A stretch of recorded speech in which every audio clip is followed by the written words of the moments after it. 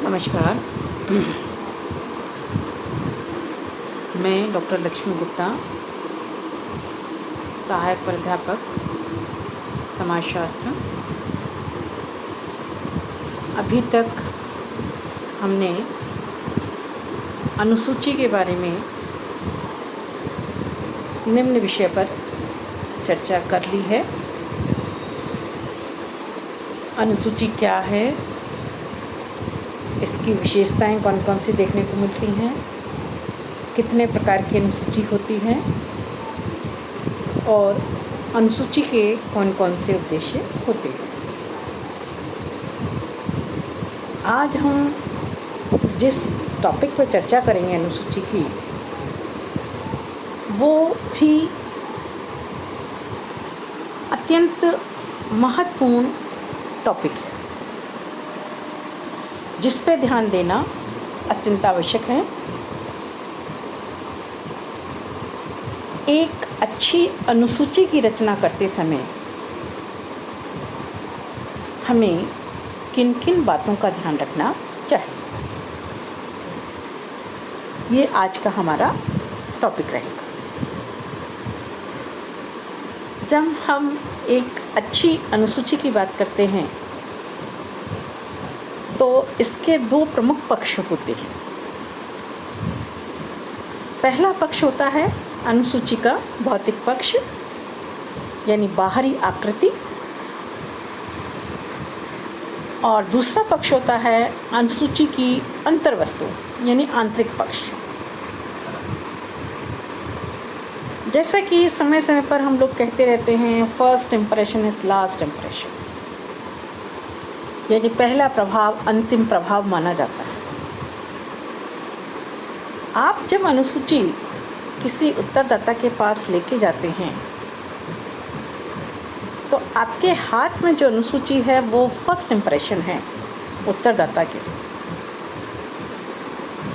वो first impression कैसा पड़ना चाहिए, ये हमारी अनुसूची के भौतिक पक्ष पर निर्भर करता है।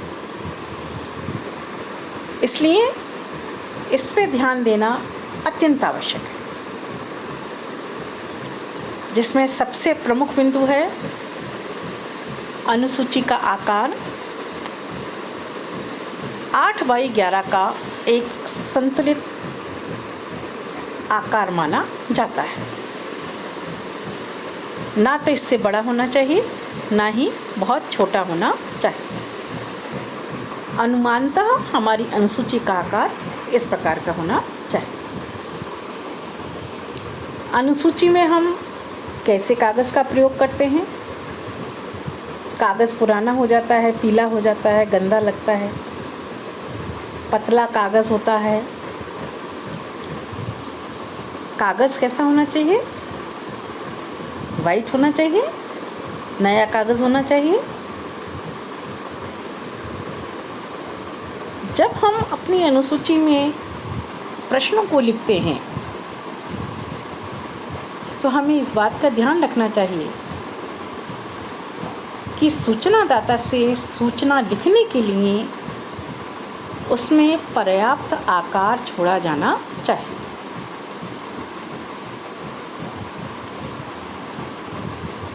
जब भी अनुसूची में हम लिखने का कार्य करते हैं तो कागज के एक तरफ ही लिखने का कार्य करना चाहिए।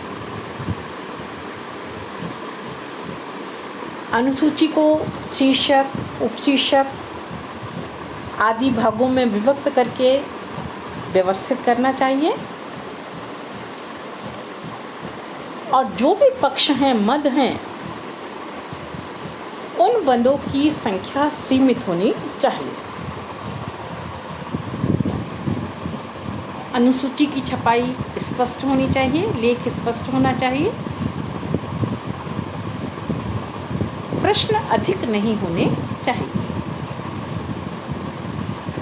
कई बार ऐसा होता है कि प्रश्न को आकर्षक बनाने के लिए, समझने योग्य बनाने के लिए हम चित्रों का भी प्रयोग कर सकते हैं। चित्र देखने में आकर्षक होते हैं, समझना सरल होता है, तो चित्रों के माध्यम से भी हम अपने प्रश्न को उत्तरदाता से पूछने का कार्य कर सकते हैं।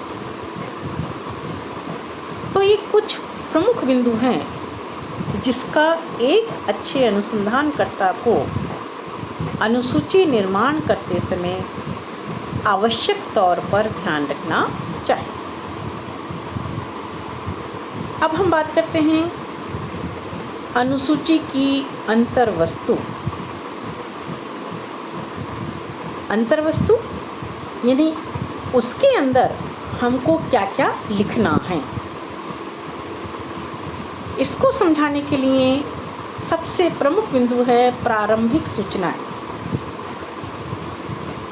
अनुसंधानकर्ता को उत्तरदाता के संदर्भ में कुछ प्रारंभिक जानकारी होनी चाहिए, जैसे उत्तरदाता का, सूचनादाता का नाम क्या है, अध्ययन का विषय क्या है, अध्ययन का क्षेत्र क्या है, उत्तरदाता का लिंग क्या है, कौन सा व्यवसाय करता है, शिक्षा क्या है, उसकी जाति क्या है।